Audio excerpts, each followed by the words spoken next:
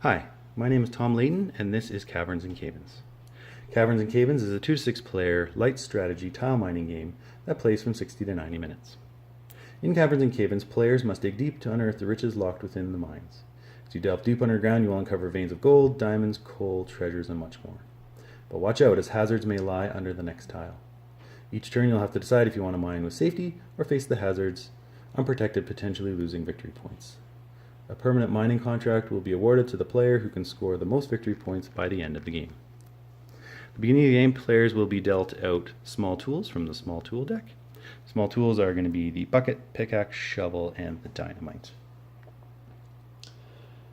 You'll also have multi-tools like this dynamite pickaxe card, which you get to select which card you want.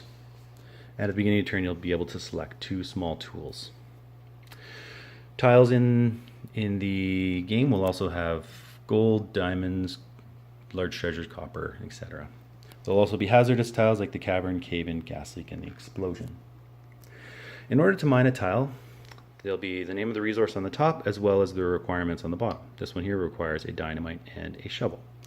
If you were to say have a dynamite and a shovel in your hand, you would take these cards, put them in the discard pile, and mine this tile. You would then do your scoring, which is cumulative. So the first limestone tile would be worth 1 victory point.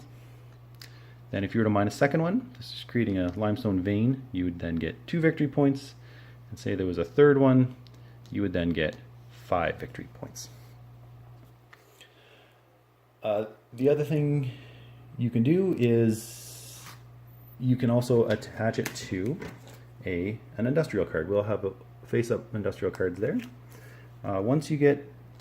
If you want to attach this limestone to this limestone industrial card, you put it there, you'll get 4 victory points, which you'll be scoring along the outside of the track. But once you attach this to this card, this now removes it from your cumulative scoring. So if you were to mine limestone later, you'd score less.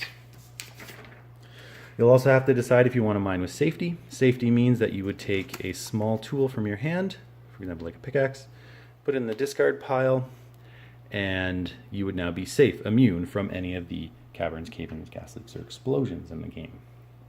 You'll also be able to have the option to discard a card from your hand like a bucket, and be able to do a seismic survey which looks down at any mine and the top 3 tiles of any mine. You'll also have large tools dealt out to you at the beginning of the game. Large tools will replace small tools. For example, this dump truck will replace a bucket. To do that, to use it as a bucket, you simply just take 1 cube and remove it and put it in the discard pile there. You'll also be able to remove cubes for safety and also for seismic surveys. The other option you have with large tools is you can discard 1 cube and you'll be able to draw 2 extra small tool cards. You'll also be able to discard a small cube in order to mine an extra tile that turn.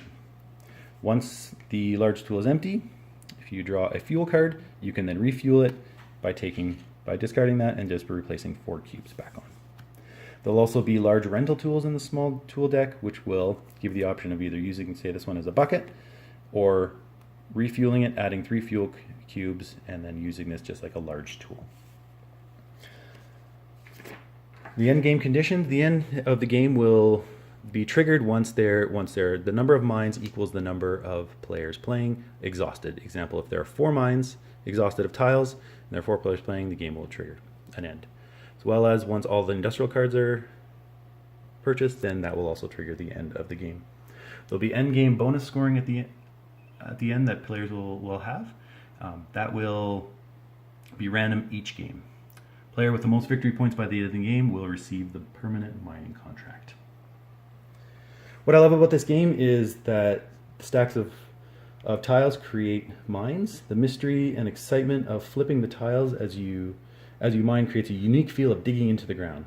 The various endgame bonuses as well as the options you have with your use of large tools and placement of tiles once you have mined them allows players to make choices, keeping them engaged throughout the game.